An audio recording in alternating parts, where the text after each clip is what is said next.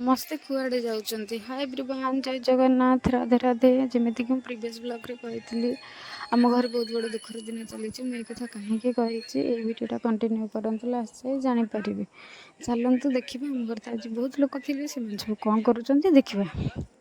ଏଇଠି ମୋ ଶ୍ୱଶୁର ଆମ ଗାଁରୁ ଗୋଟେ ଲୋକ ଆସିଥିଲେ, ସେମାନେ ଟିକେ ଜଲ୍ଦିରେ ଥିଲେ, ତାଙ୍କ କାମ ଥିଲା, ସେଥିପାଇଁ ସେମାନେ ଫାଷ୍ଟ ଖାଇ ଦେଇକିନା ପଳେଇଲେ। ଏଇଠି ଲାଷ୍ଟରେ ଖଟା ଥିଲା ତ ଦେଇ ଏଇଠି ଖଟାଟା କରୁଛି, ମାନେ ଏଇଠି ଠିଆ ହେଇକିନା କଥାବାର୍ତ୍ତା ହେଉଛନ୍ତି। ଆମ ଘରେ ପିଠା ଡାଲମା ଯେଉଁ ହେଇଥିଲା, ଦୀପର ମୋର ବସିକିନା ଏଇଠି ପିଠା ଡାଲମା ଖାଉଛୁ।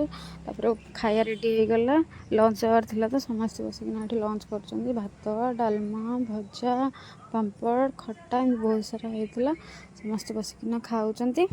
ଏପଟେ ଘରେ ଖାଉଛନ୍ତି ଦୀପେଇ, ପପେଇ, ପିଉସା, ଏମାନେ ସବୁ ଏପଟେ ଖାଉଛନ୍ତି। ସେପଟେ ଜାଗା ନଥିଲା ବୋଲି ସେମାନେ ଏପଟେ ସବୁ ଖାଉଛନ୍ତି। ତାପରେ ଆମେ ଖାଇଦେଲୁ, ଆମେ ଦେଇ, ମୁଁ, ଭାଉଜ, ଆମେ ସବୁ ଏଇଠି ବସି ଖାଇଦେଲୁ। ଭିଡ଼ିଓଟା ବହୁତ ଲଙ୍ଗ୍ ହେଇଯିବ, ସେଥିପାଇଁ ମୁଁ ସବୁ କିଛି ଏଥିରେ ଜଣେଇ ପାରୁନି କି ଦେଖେଇ ପାରୁନି। ପାର୍ଟ ପାର୍ଟ କରି ଦେଖେଇବି। ଆଶା କରୁଛି ଆପଣମାନେ ମୋତେ ବହୁତ ସାରା ସପୋର୍ଟ କରିବେ, ଭଲ ପାଇବା ଦେବେ। ରହୁଛି, ନମସ୍କାର। Thank you.